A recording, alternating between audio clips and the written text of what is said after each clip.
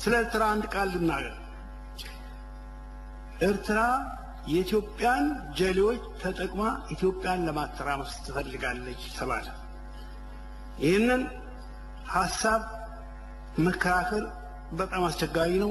ኢንፎርሜሽን የለንም። ኢንፎርሜሽን ያለው መንግስት እንዲህ ካለ ማመን ያስፈልጋል። ግን አንድ ጥያቄ አለ። እነዚህ የኢትዮጵያን ጀሌዎች ለኤርትራ አስረክበን ዝም ነው የምንለው? ይውሰዳቸው ኤርትራ ለምን? ይሄን በጥበብ በእውቀት በኤክስፒሪየንስ በዲፕሎማሲ ተጠቅሞ የኢትዮጵያ መንግስት እነዚህን ጀሌዎች ወደ ኢትዮጵያ ወደ እናት ሀገራቸው እንዲመለሱ ማድረግ መሞከር አለበት። ልክ ምንም ማድረግ እንደማይቻል ነገር በቃ አስረክበናል፣ ሌላ ምንም ምርጫ የለንም፣ አማራጭ የለም፣ ከኤርትራ ጋር ዘላለም ይኖራሉ ብሎ ማሰብ እኔ ትክክል አይመስለኝም።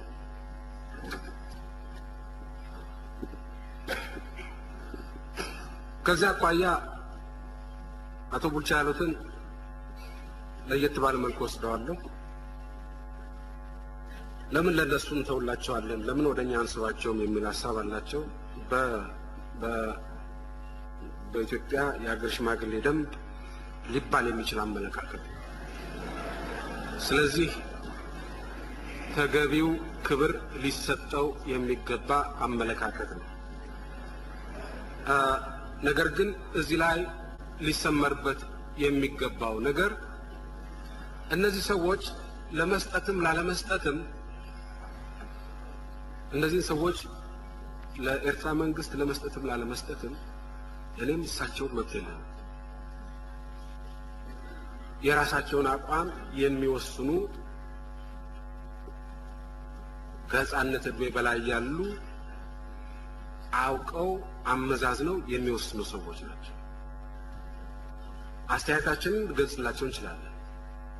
ይሄ ያዛችሁት መንገድ አይጠቅምም፣ የተሻለ መንገድ መሞከር አለብን ብለን አስተያየታችንን መግለጽ እንችላለን።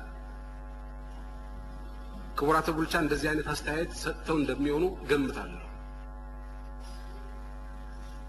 መክረው እንደሚሆኑ ገምታለሁ።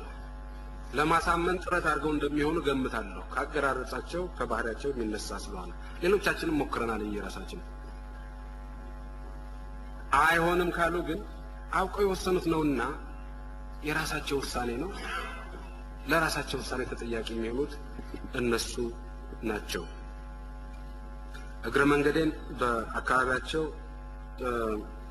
ያለው አፈር ውሃ ጠራርጎት ችግር አጋጥሞታል ወዘተ ያሉትን በአካባቢው ያለው አፈር የአሲድ መከማቸት ችግር እንዳለበት እንገነዘባለን። ይህን ችግር ለመቅረፍ ካለፈው ዓመት ጀምሮ አንዳንድ ፕሮግራሞች ተቀርጸው ጥሩ እሳቸውም የሚያውቁት ይመስለኛል ተስፋ ሰጪ ውጤቶች አግኝተንበታል። በያዝነውም ዓመት አጠናክረን እንሄድበታለን ይህን ፕሮግራም።